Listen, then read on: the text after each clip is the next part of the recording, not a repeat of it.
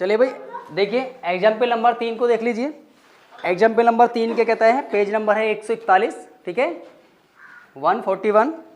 यहाँ पे क्या बोला बच्चों, आकृति दे रही है, एक चित्र पहले से ही बना हुआ है, ये चित्र पहले से ही बना हुआ है, यानी कि P upon K P S upon K कितना है S Q equal to T P और अपॉन के टी आर है, तथा कोण पी एस टी, इधर देखो पी एस टी बराबर है पी आर क्यू। तो सिद्ध करना है, क्या सिद्ध करना है, त्रिभुज पी ओ आर एक समद्विबाहु त्रिभुज है। तो सबसे पहले हम क्या डाल लेंगे, यहाँ पे क्वेश्चन नंबर 3 लिखा और यहाँ जो डायग्राम दे रखा है उसको बना लिया, ऐसे बना हुआ है ना, ओके। ये है हमारे पास P, यहाँ है आपका Q और यहाँ है आपका R, ठीक है, और ये हो जाएगा आपका S और ये हो जाएगा आपका T, ठीक है। ये हमने क्या बना लिया, एक डायग्राम बना लिया जो हमें क्वेश्चन के अंदर दे रखा है, राइट।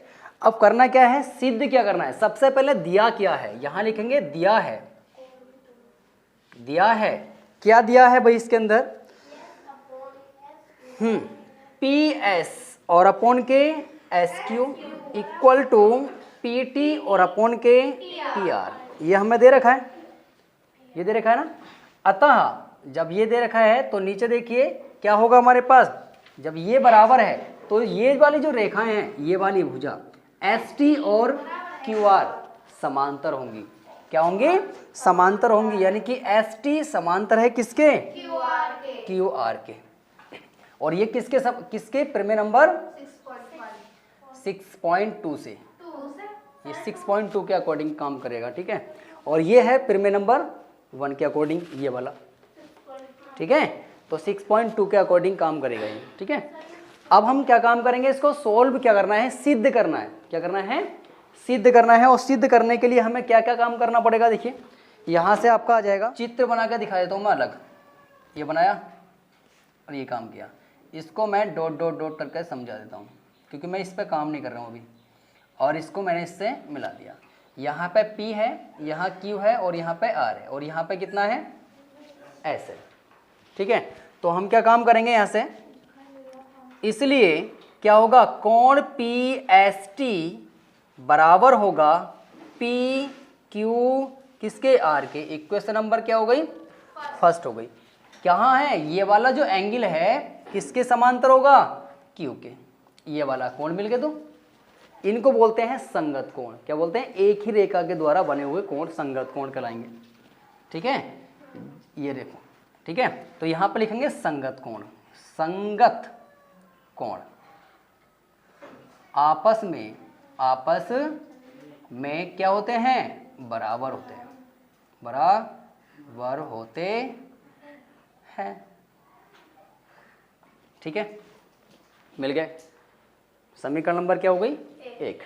इसी प्रकार से हम क्या काम करेंगे, यहाँ पर लिख लेते हैं, तथा कोण पी एस टी बराबर होगा कोण पी आर क्यू के।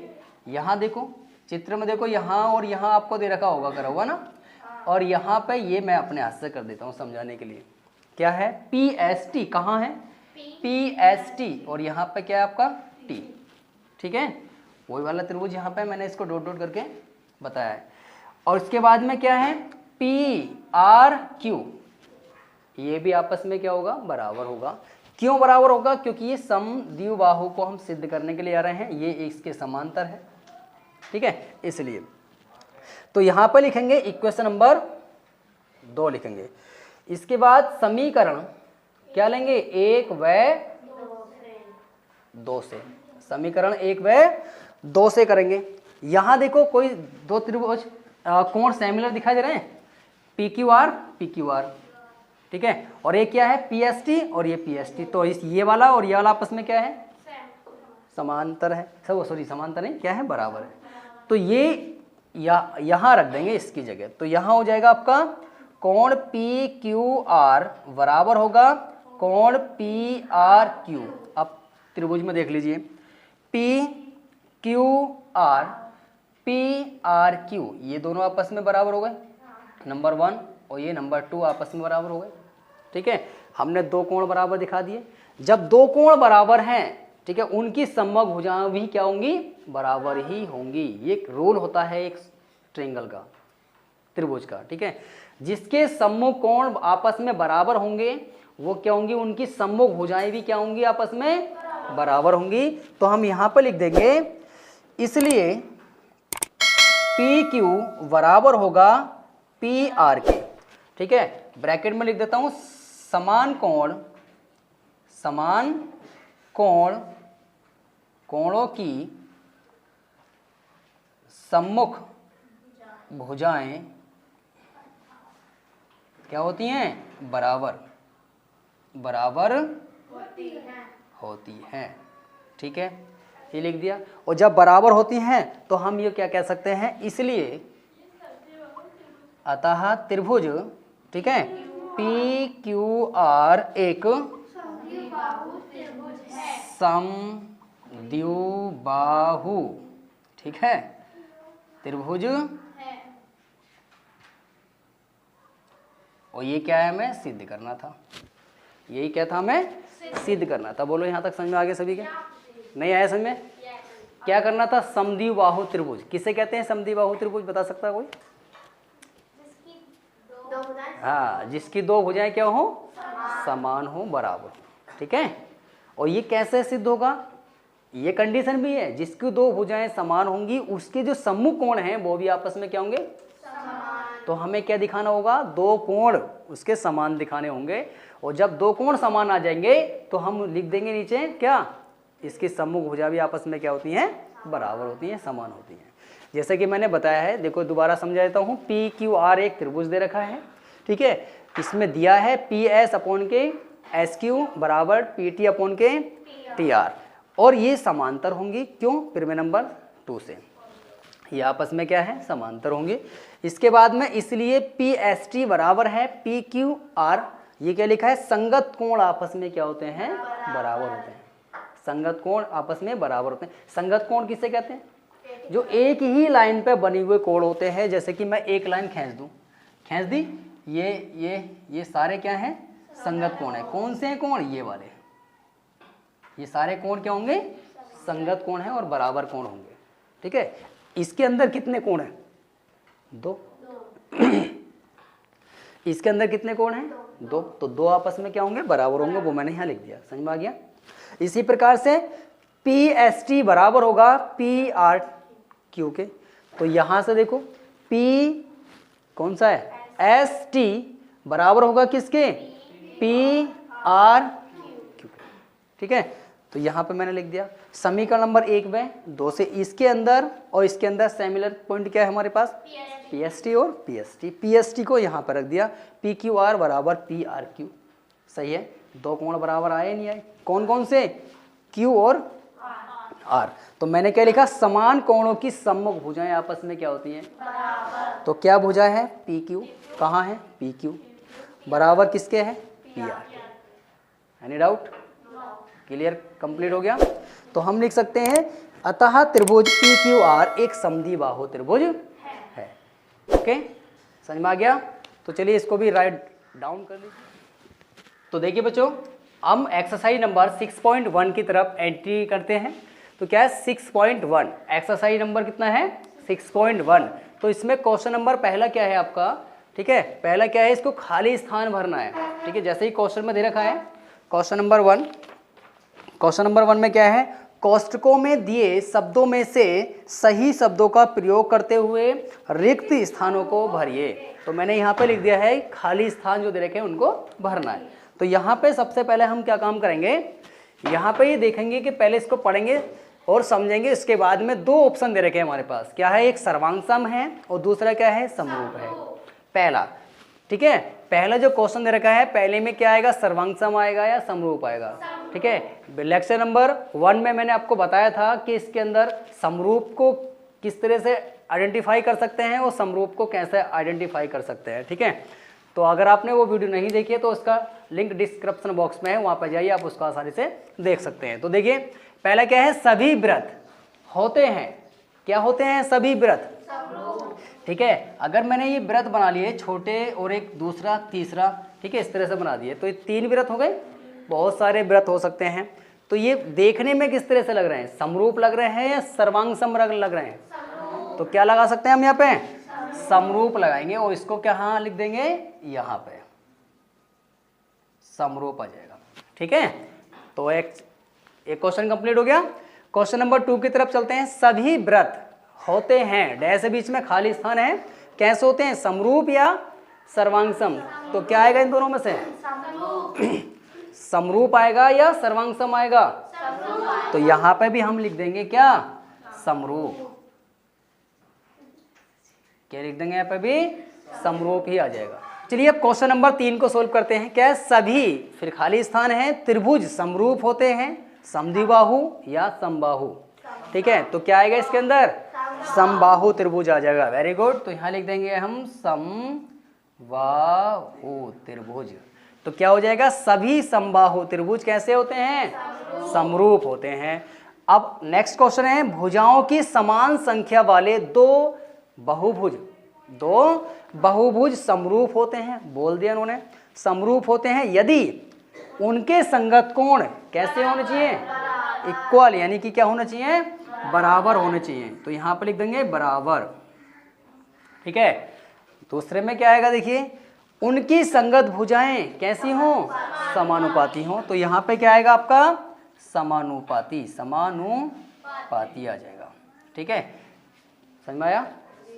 अगर किसी त्रिभुज की 2 भुजाएं हैं और 2 भुजाएं क्या हो, उनके संगत कोण क्या होने चाहिए, बराबर होने चाहिए। तो उनकी संगत भुजाओं का अनुपात यानी कि समानुपाती होनी चाहिए, उनकी भुजाओं का अनुपात। ठीक है, तो इस तरह से इस क्वेश्चन को कर सकते हैं। ये क्वेश्चन सोल्व करने के लिए नहीं आता है, ठीक है, सिर्फ टिक लगाने के लिए आएगा। 4 ऑप्शन दे देंगे वो, और उन ऑप्शन में से एक करेक्ट होगा, उसको चुन करके अपने नोटबुक में लिखना होता है। ठीक है, तो चलिए क्वेश्चन नंबर 2 की तरफ चलते हैं। ये क्वेश्चन नंबर 2 में क्या बोला है, निम्नलिखित युग्मों के भिन्न भिन्न उदाहरण दीजिए, यानी कि अपनी तरफ से उदाहरण बना के देने इनको क्वेश्चन नंबर 2 में। ठीक है, पहला क्वेश्चन क्या बोला इन्होंने, समरूप